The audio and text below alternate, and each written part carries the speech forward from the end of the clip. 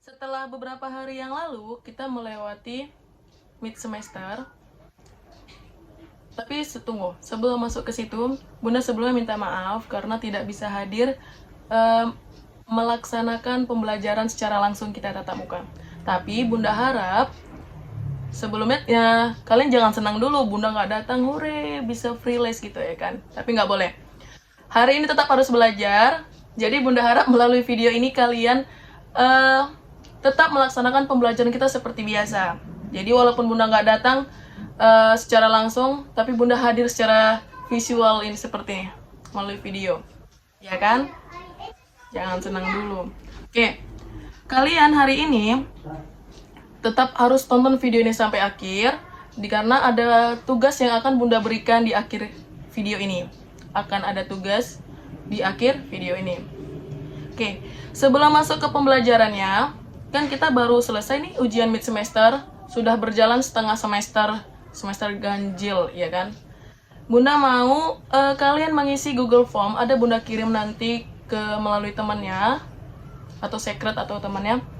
Ada link Google Form yang harus kalian isi untuk sebagai refleksi pembelajaran buat kalian dan buat Bunda juga. Jadi Bunda mau tahu gimana sih perasaan kalian ketika belajar bersama Bunda. Bunda tunggu sekarang juga untuk mengisi Google Form-nya. Ya, langsung Bunda absen dari sini. Bunda kenapa Bun tidak datang? Ya, Bunda hari ini melaksanakan ada kegiatan pelatihan yang dimana untuk mengembangkan kompetensi Bunda sendiri. Jadi Bunda minta maaf karena kita belajarnya melalui video kayak gini, nggak apa-apa ya. Oke, selanjutnya kita mempelajari di KD 4, kita masuk ke KD 4 atau bab 4, ya kan? Yang judulnya yaitu toleransi beragama dalam dan etika pergaulan ya. Nah, pada bab kali ini apa sih yang mau kita capai, Bun? Nah, yang mau kita capai atau tujuan pembelajaran kita hari ini adalah peserta didik dapat memahami surah Al-Kafirun. Di bab ini kita ada 4 surah dan 1 hadis. Ada surah Al-Kafirun ayat 1 sampai 6, surah Yunus ayat 40 sampai 41, surah Al-Kahfi ayat 29, surah Al-Hujurat ayat 10 sampai 13 dan hadis tentang toleransi dan etika pergaulan. Jadi ada 4 surah dan 1 hadis. Yang kedua, tujuan pembelajaran dapat menyajikan makna dan mufrodatnya. Itu kalian bisa ngerjain di UKBM untuk menulis makna mufrodat dari masing-masing surah tadi. Harus dikerjain UKBM ya. Yang ketiga yaitu kalian peserta didik mampu menganalisis dari 4 surah dan 1 hadis yang tadi Bunda sebutkan. Nah, yang keempat yaitu kalian dapat menunjukkan perilaku, toleransi, dan etika pergaulan dalam lingkungan sehari-hari. Oke, baik. Pembelajaran pertama kita yaitu masuk ke dalam surah Al-Kafirun ayat 1 sampai 6. Harus kalian baca dulu dan pahami isi kandungannya. Bisa ya, kalau baca itu ya, udah hafal semua belum? Kalau ada yang belum hafal mungkin turun lagi aja deh ke SD. Ya kan? Oke. Berbicara tentang toleransi. Toleransi itu sebenarnya apa sih? Nah, toleransi secara bahasa berasal dari bahasa Latin yaitu tolerare, tulisannya gitu cara nulisnya, tolerer, yang berarti sabar dan menahan diri, tenggang rasa, dan atau teposeliro gitu ya kan. Toleransi juga dapat berarti suatu sikap saling menghormati, menghargai antar kelompok atau antar individu dalam masyarakat atau dalam lingkup lainnya. Nah, sikap toleransi ini tujuannya itu bisa dapat menghindarkan masyarakat dari terjadinya sikap membedakan pihak yang satu dengan yang lainnya, membedakan pihak tertentu karena alasan perbedaan yang diskriminasi, walaupun perbedaan itu adalah suatu kenyataan. Nah, itu tadi pengertian dari toleransi. Sedangkan toleransi beragama, sekarang kita kan masuk ke bahasan materi toleransi beragama. Toleransi beragama adalah sifat atau sikap yang saling menghargai atau saling menghargai antar umat beragama yang berbeda. Nah, memperkenankan masyarakat untuk dapat beribadah sesuai dengan ajaran agama yang dianutnya, dengan kepercayaan masing-masing. Seperti di Indonesia sendiri aja sudah banyak berbagai macam ragam agama yang ada di Indonesia, ya kan? Nah, di mana tujuan toleransi ini bukan mencampur adukan antar ajaran agama, gitu kan? Tidak mencampur adukan antar ajaran agama. Hal ini didasarkan atas suatu kenyataan bahwa manusia merupakan makhluk individu sekaligus juga sebagai makhluk sosial. Nah, sebagai makhluk individu, ia mempunyai kecenderungan untuk sendiri dan merefleksikan kediriannya. Dan sebagai makhluk sosial, manusia ini diwajibkan untuk mampu berinteraksi dengan yang lainnya, gitu, dalam rangka untuk memenuhi kebutuhan hidupnya sehari-hari. Dalam menjalani kehidupan sosial dalam bermasyarakat, kita sebagai seorang individu akan dihadapkan dengan kelompok-kelompok yang berbeda dengan dirinya, termasuk yang berbeda agama. Nah, disinilah dia harus ada toleransi beragama. Artinya toleransi agama ini kita bukan berarti kita harus ikut gitu ke agama mereka. Enggak gitu juga. Kita tetap seperti di surah Al-Kafirun, ya kan? Bismillahirrahmanirrahim. Qul ya ayyuhal kafirun la a'budu ma ta'budun wala antum 'abiduna ma a'bud wala ana 'abidum ma abattum wala antum 'abiduna ma a'bud lakum dinukum waliyadin. Nah, artinya apa? Katakanlah Muhammad, kuliah, katakanlah wahai Muhammad, ayyuhal kafirun, wahai orang kafir, kata gitu kan. La a'budu ma ta'budun, aku tidak akan menyembah apa yang kamu sembah. Wala antum 'abiduna ma a'bud, dan kamu bukan penyembah apa yang aku sembah. Wala ana 'abidum ma 'abattum, dan aku tidak pernah menjadi penyembah apa yang kamu sembah. Wala antum 'abiduna ma a'bud, dan kamu bukan pula penyembah apa yang aku sembah. Lakum dinukum waliyadin. Nah, untukmu agamamu dan untukku agamaku. Jadi surah Al-Kafirun ini diturunkan secara keseluruhan untuk menjawab tawaran dari ajakan tokoh-tokoh orang kafir Quraisy pada masa itu kepada Nabi Muhammad. Jadi ayat ini turun secara keseluruhan nih, tidak terputus-putus dia. Untuk apa tadi? Untuk menolak tawaran dari ajakan orang-orang kafir Quraisy tadi kepada Muhammad. Di mana antara lain mereka yang ngajak itu Al-Walid bin Al-Mughirah baru Al-As bin Wa'il As-Samil, baru ada Al-Aswad bin Abdul Muttalib dan Umayyah bin Khalaf. Mereka yang mengatakan gini, wahai Muhammad, marilah engkau mengikuti ajaran kami, katanya, dan kami akan mengikuti agamamu, kata mereka seperti itu untuk menawar Nabi Muhammad tadi.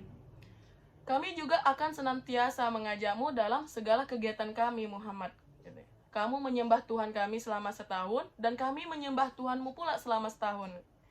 Begitulah cerita tawarannya. Nah, jika ternyata yang engkau bawa lebih baik, maka kami akan mengikutimu, katanya, dan melibatkan diri di dalamnya. Dan bila ternyata yang ada pada kami itu lebih baik, Muhammad, maka engkau harus mengikuti kami, dan engkau pun melibatkan diri di dalam agama kami. Kemudian Nabi menjawab, aku berlindung kepada Allah Subhanahu wa Ta'ala agar tidak menyekutukannya dengan selainnya. Kemudian Allah Subhanahu wa Ta'ala menurunkan surah ini sebagai balasan atas ajakan mereka. Sangat tegas Allah menerangkan itu, ya kan, bahwasanya untukmu agamamu, untukku agamaku. Nah, Kemudian pada kisah itu, kemudian Nabi Muhammad berangkat menuju Masjidil Haram, yang dimana saat itu sedang berkumpul para pembesar kafir Quraisy. Nah, Nabi berdiri di hadapan mereka dan membacakan surah Al-Kafirun itu, sehingga mereka berupaya mengubah siasat dengan melakukan penindasan dan penyiksaan terhadap Nabi dan para pengikutnya, sehingga Nabi melakukan hijrah ke Madinah. Itulah cerita asbab turunnya surah Al-Kafirun ayat 1-6 tadi, karena ajakan dari kaum kafir Quraisy.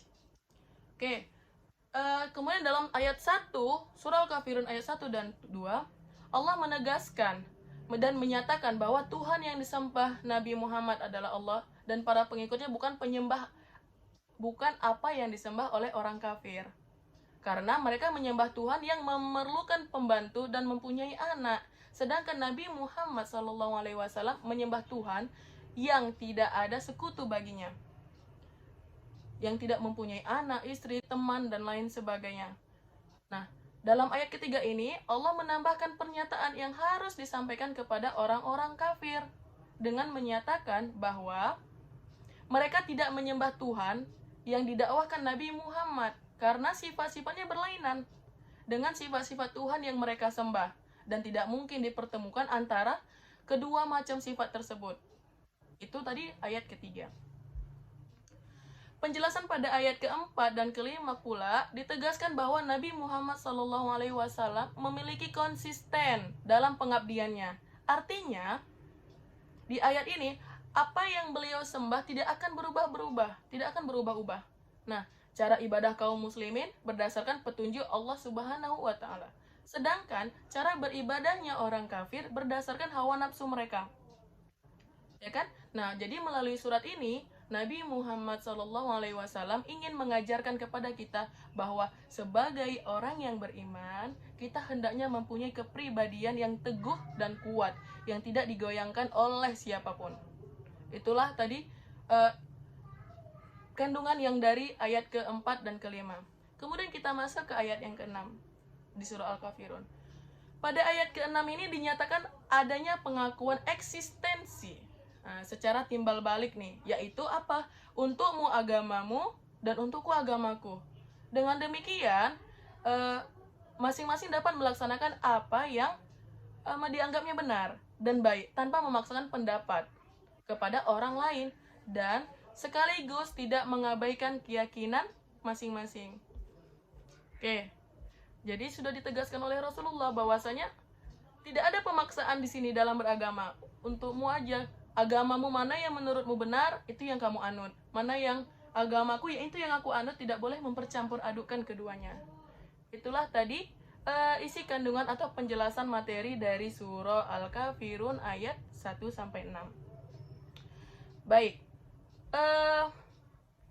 Lalu perilaku orang yang toleran dalam beragama dalam surah Al-Kafirun itu apa, Bun? Nah, sikap dan perilaku yang dapat diterapkan sebagai penghayatan dan pengamalan surah Al-Kafirun ayat 1-6, yaitu yang pertama, hendaknya setiap mukmin memiliki kepribadian yang teguh dan kuat tanpa ada rasa goyah gitu. Kita harus memiliki kepribadian yang teguh dan kuat. Yang kedua, yaitu masing-masing pemeluk agama bisa melaksanakan apa yang diyakininya benar, apa yang diyakininya yang benar dan baik sesuai dengan pemahamannya. Jadi dia bisa melaksanakan apa saja tanpa mengganggu agama yang lain, gitu ya kan? Ketiga, setiap pemeluk agama akan diminta pertanggungjawaban di hadapan Allah Subhanahu wa Ta'ala. Itulah tadi sikap dan perilaku yang dapat kita terapkan penghayatannya dan pengamalannya di kehidupan sehari-hari. Oke. Kemudian kandungannya apa, Bun?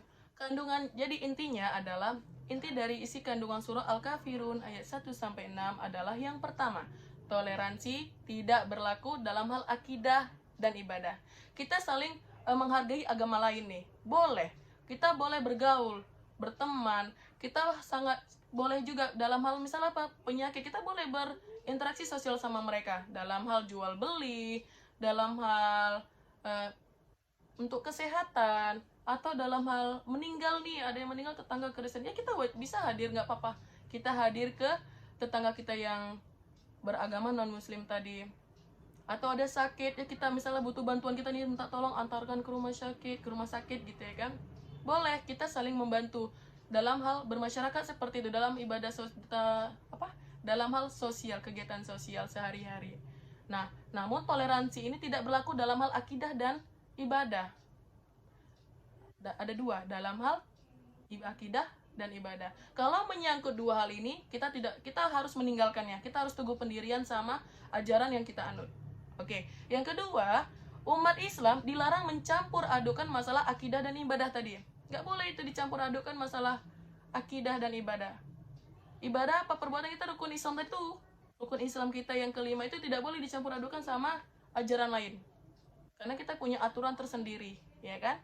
Yang ketiga yaitu tata cara ibadah dalam Islam adalah sudah ditentukan oleh Rasulullah SAW. Tidak boleh ada yang rubah-rubah. Karena semua ibadah kita melihat atau mengambil pembelajaran dari Nabi Muhammad langsung mencontoh. Tidak ada yang boleh merubah selain dari Nabi Muhammad SAW. Yang keempat yaitu toleransi hanya dibenarkan dalam bidang sosial kemasyarakatan dan hubungan antar umat manusia atau bagian muamalah gitu. Muamalah kan jual beli. Bisa jual beli gitu, hubungan antar umat manusia. Seperti yang Bunda jelaskan tadi sebelumnya. Yang kelima apa? Kebebasan bagi siapapun untuk memeluk agama apapun yang menjadi keyakinannya. Nah, jadi tadi ada 5 hal kandungan penting intinya dari surah Al-Kafirun ayat 1 sampai 6. Oke. Baik. Sekian dulu materinya. Itu materi pembelajaran kita di hari ini, yaitu surah Al-Kafirun ayat 1 sampai 6. Nah, ada 2 surah lagi, ada 3 surah lagi, yaitu surah Yunus, surah Al-Hujurat, surah Al-Kahfi, dan satu lagi hadis. Tapi takutnya tidak cukup waktunya kalau kita jelaskan hari ini, jadi kita bagi. Di bab ini kita ada 8 JP atau 4 kali pertemuan. Nah, baik. Tugas yang Bunda berikan adalah hari ini harus selesai juga UKBM KD 4 tadi, yang di halaman yang kegiatan belajar 1 ya kalau nggak salah. 5 soal aja yang kalian kerjakan di surah Al-Kafirun itu. 5 pertanyaan dan kosakata mufradatnya yang kalian isi. Oke, di surah Al-Kafirun aja, itu tugas hari ini. Yang dimana nanti akan Bunda ngoreksinya di pertemuan berikutnya. Tapi hari ini harus selesai, nanti dicatat oleh si sekretaris. Bunda perintahkan sekretarisnya untuk mencatat siapa yang tidak siap. Oke? Dan 10 orang pertama, nanti Bunda kasih nilai plus poin yang Bunda minta tolong sama sekretarisnya untuk mencatat, menandai di bukunya itu 1, 2, sampai 10. Bisa ya, Nak ya? Untuk kegiatan sebagai uji KD, walaupun materi belum Bunda sampaikan semua, tapi Bunda menyampaikan tugas ini di depan karena akan makan waktu untuk ngerjakannya. Bunda mau kalian ngerjain sebagai ujian KD-nya adalah membuat video drama yang dimana isi dramanya itu menceritakan tentang toleransi beragama yang ada di pelajaran kita. Jadi di sini Bunda mau membentuk 5 kelompok. Yang pertama membahas tentang surah Al-Kafirun, kelompok kedua membahas surah Yunus, yang ketiga membahas surah Al-Kahfi, yang keempat membahas surah Al-Hujurat, dan yang kelima yaitu membahas hadis tentang toleransi beragama. Nah, jadi kalian membuat video drama yang memasukkan masing-masing materi kalian. Di dalam video itu kalian kemas deh dramanya gimana, alur ceritanya, yang supaya pesan dari surah-surah ini sampai di dalam video tersebut. Bisa ya? Bisa dong, ya kan? Janganlah sampai, aduh Bun, kenapa dikasih tugas seperti ini? Tapi zaman sekarang kan sudah zaman milenial atau generasi Z ya, apa sih? Seperti itu, jadi tugas kalian adalah membuat video drama. Bunda akan bagikan kelompoknya sebentar lagi ya. Bunda yang langsung bagikan, jadi harus kalian dengarkan ini sampai habis. Bunda nggak ada, mau Bun, tadi kelompok ini berapa, siapa aja Bun? Nah, nggak bisa, nggak akan Bunda balas dari chat. Tapi kalian harus tonton video ini betul-betul untuk melihat siapa sih kawan kelompoknya. Terus Bun, tugasnya kapan dikumpul? Tugasnya dikumpul, Bunda kasih waktu berapa ya? 3 minggu. Jadi di minggu ketiga kita kumpul materinya. 3 minggu. Nah, tugasnya dikumpul hari ini kan tanggal 9 Oktober nih. 9 Oktober. Berarti untuk 4 kali pertemuan sampai tanggal 30 untuk materi terakhir. Oke, kalian harus mengumpulkannya di tanggal 29. Paling lama tanggal 29. Hari Minggu itu. Jadi di tanggal 30-nya kita tonton sama-sama di kelas videonya masing-masing. Bisa ya? Lama itu kan 3 minggu tuh kamu siapkan. Tanggal 29 kalian ngirimnya tidak ke HP Bunda seperti video yang kemarin. Nanti HP Bunda meletup dia karena WA-nya banyak masuk gitu kan. Tapi kalian kirim ke sosmed. Boleh pilih mau dari Facebook, TikTok, kita manfaatkan ini platformnya. YouTube. Mana tahu ada yang udah jadi YouTuber kan Bunda bisa tahu, oh anak Bunda ada yang YouTuber gitu ya kan. Jadi boleh pilih berbagai macam sosmed yang Bunda sebutkan tadi. Tapi kalian ngumpulkannya harus di tanggal 29 itu. Bunda kirim link Google Form untuk mengisi nama yang udah kumpul sama linknya dimasukkan di Google Form itu. Jadi Bunda bisa lihat. Oke. Paham ya?